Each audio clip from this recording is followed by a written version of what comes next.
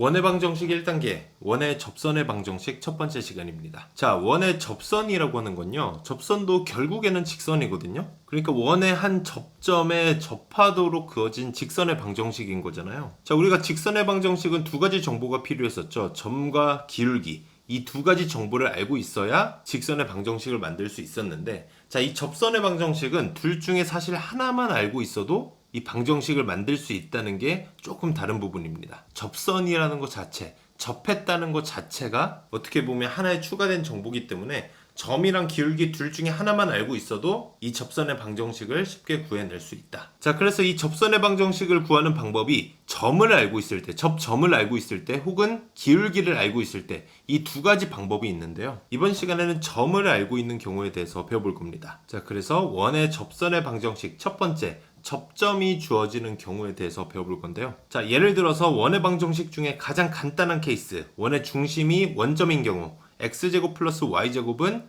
반지름 아래 제곱이 되겠죠. 자, 이런 원 위에 어떤 점 P가 있다고 해볼게요. x좌표는 x1, y좌표는 y1이라고 해봅시다. 이 점에서의 접선의 방정식은 어떻게 구하는가? 자, 접선이라는 건 이렇게 저 접점에 접하도록 그어주면 되겠죠. 그리고 이 접선의 방정식을 어떻게 구할 거냐는 겁니다.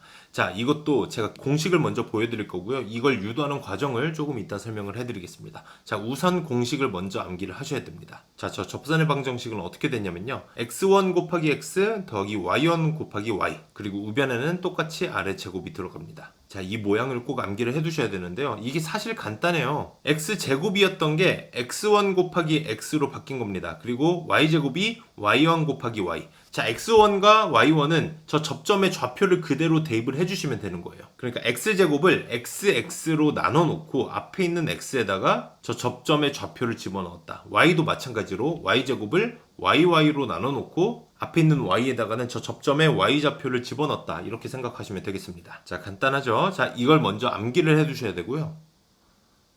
자, 필기랑 암기까지 하셨으면 제가 이걸 유도하는 과정을 간단하게 보여드릴게요. 자, 이 유도 과정은 직선의 방정식을 그냥 만들어 주시면 되는 거예요. 우리가 저 점의 좌표를 알고 있기 때문에 y-y1이 좌변에, 그리고 x-x1이 우변에 직선의 방정식 만들듯이 똑같이 해주시면 되겠죠? 자, 그럼 좌표를 이용해서 여기까지 만들어 놓고 원래 어떻게 합니까? 우변에는 기울기를 곱해주는데 지금 기울기를 모르잖아요. 자, 그런데 접점이라는 정보 하나만으로 저 기울기를 쉽게 구해낼 수 있습니다. 자, 어떻게 할 거냐면요. 저 접점으로부터 원의 중심까지 선분을 그어요. 이게 뭐가 됩니까? 반지름이 되잖아요. 자, 그런데 원의 접선에는 아주 중요한 성질이 하나 있습니다. 뭐냐면요. 원의 접선과 반지름은 항상 수직을 이룬다. 이건 항상 기본으로 암기를 해두셔야 됩니다. 원의 접선을 그었다 하면 항상 반지름을 긋고 나서 수직 표시하는 습관을 들이시는 게 좋습니다. 아시겠죠? 자, 원의 접선과 반지름이 항상 수직을 이루기 때문에 저 반지름이 이루는 기울기를 구하면 그거랑 수직인 접선의 기울기도 쉽게 구해낼 수 있다는 거죠. 자, 저 반지름의 기울기 어떻게 구하면 됩니까? x중분분의 y중분. 그런데 생각보다 간단하죠? x축으로 x1만큼 같고 y축으로는 y1만큼 같잖아요. 그래서 x1분의 y1이 저 반지름의 기울기가 되는데요. 이 기울기랑 접선의 기울기가 수직이 될 수밖에 없다고 했잖아요.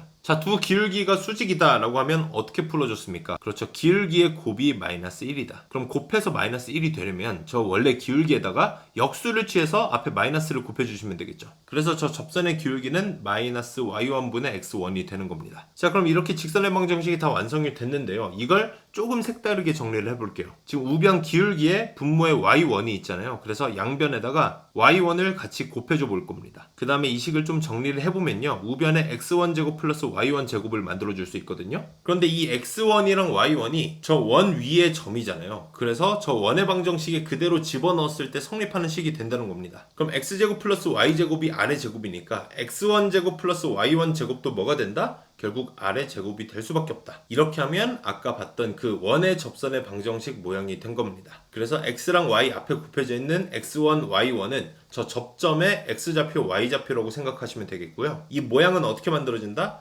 x제곱을 x1, x로 쪼개고 y제곱을 y1, y로 쪼개주면 된다. 생각보다 간단합니다. 자, 유도 과정에 대해서도 다시 한번 이 과정을 필기를 해두시면 좋고요.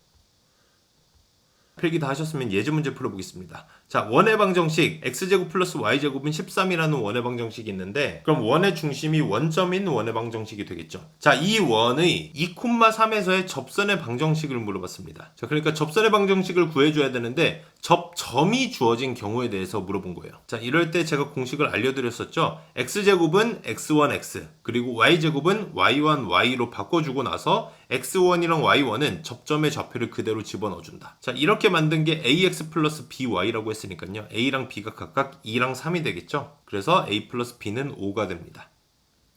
자, 다음 문제 보겠습니다. 이번에도 원의 방정식이 주어져 있고 접선의 방정식을 구하라고 했어요. 자, 그리고 접점이 주어졌기 때문에 우리가 아까 풀어왔던 그 공식을 그대로 대입을 해주면 될 것 같은데요. 문제가 뭐냐면 이게 x제곱 더하기 y제곱이 아니라 평행 이동한, 그러니까 원의 중심이 0,0이 아니에요. 우리는 0,0인 경우에 대해서만 배웠는데 이렇게 원의 중심이 0,0이 아니라 마이너스 2,1처럼 원점이 아닌 다른 점에서 원의 중심을 갖는 원의 방정식의 경우는 어떻게 구하냐는 거죠. 자, 우리가 x제곱 더하기 y제곱 같은 경우는 그냥 x제곱을 x1x, y제곱을 y1y로 바꿔주면 됐는데 자, 이렇게 x제곱이 아니라 x-a의 제곱, y도 y-b의 제곱의 형태로 나타나면 어떻게 하냐. 자, 이것도 사실 똑같이 해주시면 됩니다. 그냥 x-a의 제곱이니까 x-a가 2개 있다고 생각하시고요. y-b도 2개 있다고 생각하시면 돼요. 그리고 앞에 있는 x를 다시 x1으로 바꿔준다. y도 앞에 있는 y를 y1으로 바꿔준다. 간단하죠? 자, 이것도 일단 암기를 해두시고요. 이렇게 되는 이유는 생각보다 간단합니다. 자, 그냥 모든 그래프가 똑같이 평행 이동했다고 생각하시면 되거든요. 자, 일단 왼쪽에 있는 그래프들을 보면은 x가 x-a로 갔다. 그리고 y가 y-b로 갔다는 건 x축으로 a만큼, y축으로 b만큼 이동된 그래프라는 거예요. 그렇죠? 자, 원의 방정식이 그만큼 같다는 거는 접선의 방정식도 똑같이 x축으로 a만큼, y축으로 b만큼 이동을 하면 될 거 아니에요. 자, 그럼 오른쪽에 있는 식들도 비교를 해보면 x1이 x1-a가 됐잖아요. 이것도 x축으로 a만큼 평행 이동했다. 자, 그리고 뒤에 있는 x도 x-a가 됐다는 건 x축으로 a만큼 평행 이동했다. 자, 이렇게 생각하시면 되겠습니다. 그리고 y1이랑 y도 똑같이 y축으로 b만큼 평행 이동했다. 이렇게 생각하시면 되는 거잖아요. 그래서